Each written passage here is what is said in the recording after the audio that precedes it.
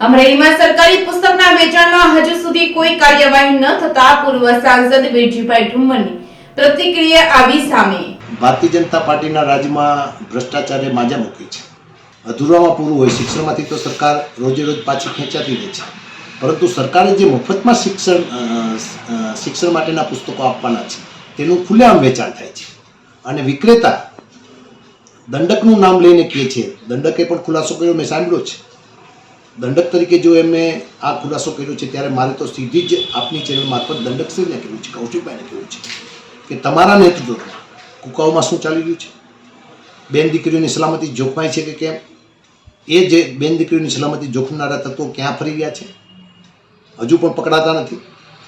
તમારા નેતૃત્વમાં અત્યારે શિક્ષણના જે પુસ્તકો વેચાય છે તેમાં વિક્રેતા તમારું નામ લઈને કહે છે કે કૌશિકભાઈ સાથે વાત થઈ છે। દુઃખદ છે। જો તમે કૌશિકભાઈ પોતે આપની સંડોવણી ન હોય તો એમની પોલીસ ફરિયાદ શા માટે દાખલ કરવામાં નથી?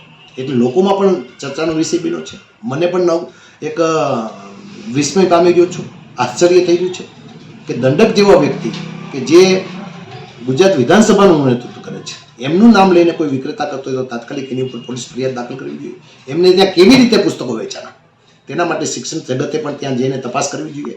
એમાં શિક્ષણ જગત કોઈ સંડોવાયેલો કોઈ મોટો અધિકારી હોય તો એમને તાત્કાલિક અસરથી ડિસમિસ પણ કરવો જોઈએ તેવી માંગણી કરું છું। શિક્ષણમાંથી કમસે કમ ભ્રષ્ટાચાર દૂર થાય અને આવું થતું હોય એને રોકવા માટે ભારતીય જનતા પાર્ટીના ચૂંટેલા ધારાસભ્યો આગળ આવે અને તમારા નામથી ઉલ્લેખ થઈ ગયો છે ત્યારે જો તમે એમાં સંડોવાયેલા ન હોય તો એમની પોલીસ ફરિયાદ કરવા માટેની ડીએસપીને તાત્કાલિક સૂચના